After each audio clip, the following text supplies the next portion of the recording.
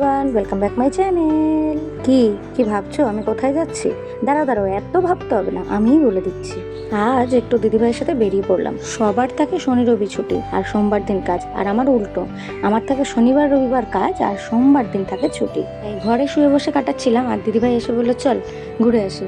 আর ঘুরতে যাওয়ার কথা শুনলে না করতে হয় বলো? আমি তাই চলে গেলাম। আর যারা যারা আমার ভিডিও দেখো এইটুকু অন্তত জানোই যে আমি আইসক্রিম লাভার, আইসক্রিম খেতে ভীষণ ভালোবাসি। তাই আমরা প্রথমেই চলে গেলাম অরুণের আইসক্রিম পার্লার। আর একদিন রায়ের সাথে এসে এই পেস্তাটা ট্রাই করেছিলাম, ভীষণ ভালো লেগেছিলো।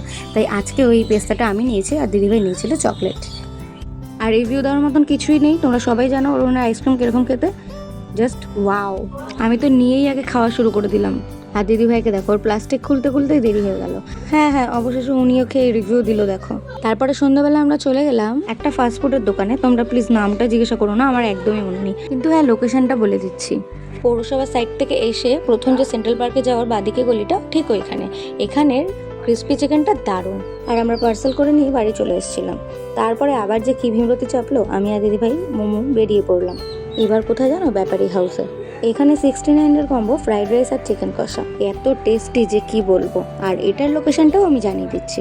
সেন্ট্রাল পার্ক থেকে বেরিয়েই বাহাতে নিমতলার গলিতে ঢুকতেই বাহাতের প্রথম দোকান। তোমরা যারা যারা খেতে ভালোবাসো অবশ্যই কিন্তু দোকানটায় গিয়ে ট্রাই করো। আর এত সুন্দর টেস্ট, আমি ফ্রাইড রাইস ছাড়া আর একটা চিকেন পকোড়া অর্ডার দিয়েছিলাম, দারুণ টেস্টি। আর ফ্রাইড রাইসটা খেলে তো পুরো পেট ভরে যায় একদম, কোয়ান্টিটি এতটা দেয় একা একজন খাওয়া যায় না। যারা কল্যাণীতে থাকো অবশ্যই কিন্তু দোকানটায় ভিজিট করো। আর আমার ভিডিওটা কেমন লাগলো অবশ্যই কিন্তু জানাবে। দেখা হচ্ছে তোমাদের সাথে নেক্সট কোনো ভিডিওতে। বাই।